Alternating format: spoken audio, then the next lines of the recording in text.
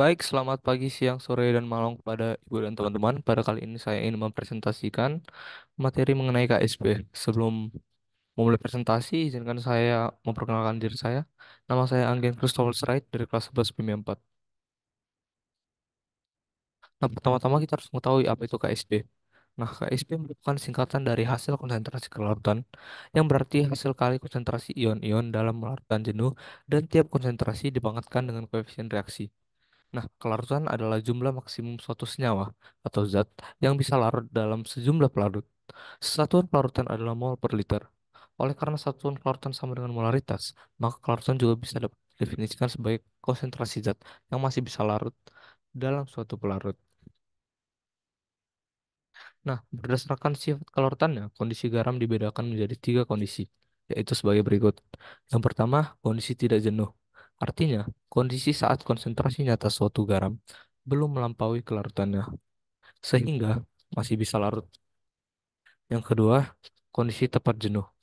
Artinya, kondisi saat konsentrasi nyata suatu garam sama dengan kelarutannya, sehingga zat dapat mengendap. Kemudian yang ketiga, kondisi layout jenuh, yang artinya kondisi saat konsentrasi nyata garam melampaui kelarutannya, sehingga zat yang mengendap lebih banyak daripada yang larut. Nah, jika suatu garam mengalami kondisi tepat jenuh, garam tersebut akan membentuk kesetimbangan. Terjadinya keseimbangan dipengaruhi oleh zat padat yang tidak larut dan ion-ion zat terlarut. Bagaimana tetapan keseimbangannya? Perhatikan reaksi berikut.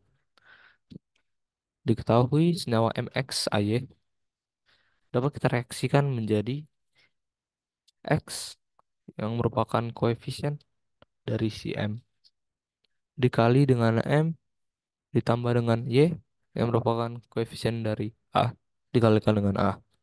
Nah, berdasarkan aturan penulisan rumus kesetimbangan, hanya zat dalam bentuk larutan dan gas yang dituliskan di dalam rumus, sehingga diperoleh KSP sama dengan molaritas M pangkat koefisiennya sendiri atau kita sebut sebagai X dikali dengan molaritas A dengan koefisiennya sendiri bisa kita sebut sebagai Y. Nah, pada kali ini kita akan membahas mengenai peramalan kelarutan.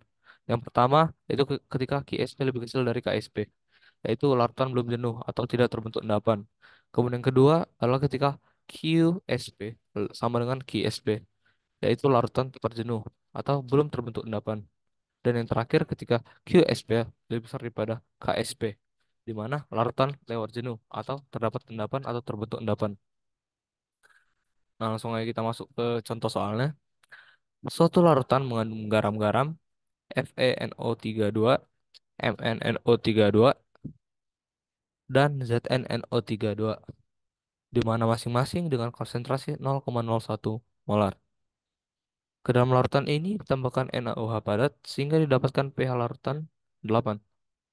Jika KSP hidroksida dari FeNO32 adalah 2,8 kali 10 pangkat B16, kemudian MnNO32 sebesar 4,5 kali 10 pangkat minus 14, dan yang terakhir ZnNO32 sama dengan 4,5 kali 10 pangkat minus 17. Maka hidroksida yang mengendap adalah, nah pertama-tama kita tahu bahwa pH dari NaOH sama dengan 8. Otomatis kita bisa mencari nilai dari pOH-nya, di mana pOH sama dengan 14 dikurang 8, yaitu 6. Dari sini kita bisa dapat konsentrasi dari OH-, di mana OH- sama dengan 10 pangkat minus 6.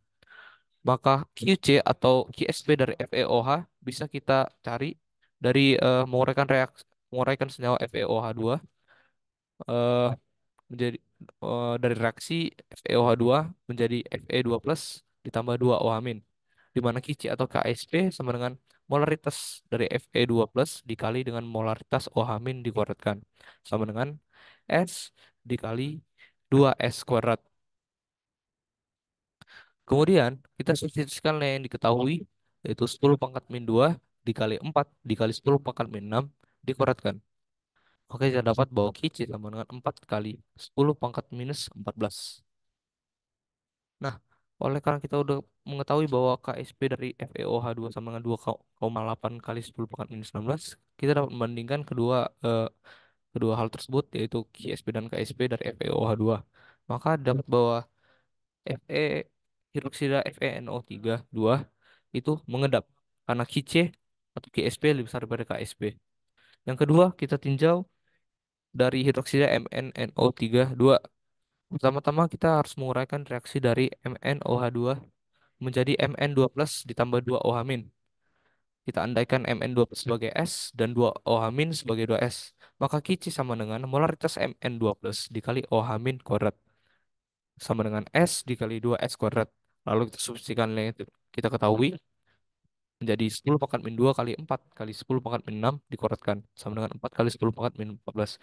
Maka dari KSP MnOH2 sama dengan 4,5 kali 10 pangkat min 14 dapat kita ketahui bahwa Qc atau KSP lebih kecil dari KSP dari si hidroksida MnNO3 2.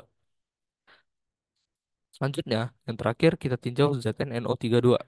Pertama-tama kita uraikan ZnOH2 menjadi Zn2 plus ditambah 2 OH min. Andaikan Zn2 plus sebagai S dan 2 OH min sebagai 2S. Maka Qc atau Qsp sama dengan Z, molaritas dari Zn2 plus dikali molaritas dari 2 OH min dikuadratkan. Sama dengan S dikali 2S kuadrat. Sama dengan 10 pangkat min 2 kali 4 kali 10 pangkat min 6 dikuadratkan.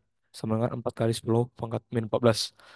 Maka dengan QSP ZNOH yang telah diketahui sama dengan 4,5 kali 10 pangkat minus 17, dapat kita simpulkan bahwa QSP atau QC dari ZNO3 2 itu lebih besar daripada KSP-nya. Maka kita ketahui bahwa hidroksida dari ZnNO3 2 ZnNO3 2 itu mengedap. Maka dari pertanyaannya bisa kita dapatkan jawabannya bahwa hidroksida yang mengedap adalah E, yaitu ZnNO3 2 dan FeNO3 2.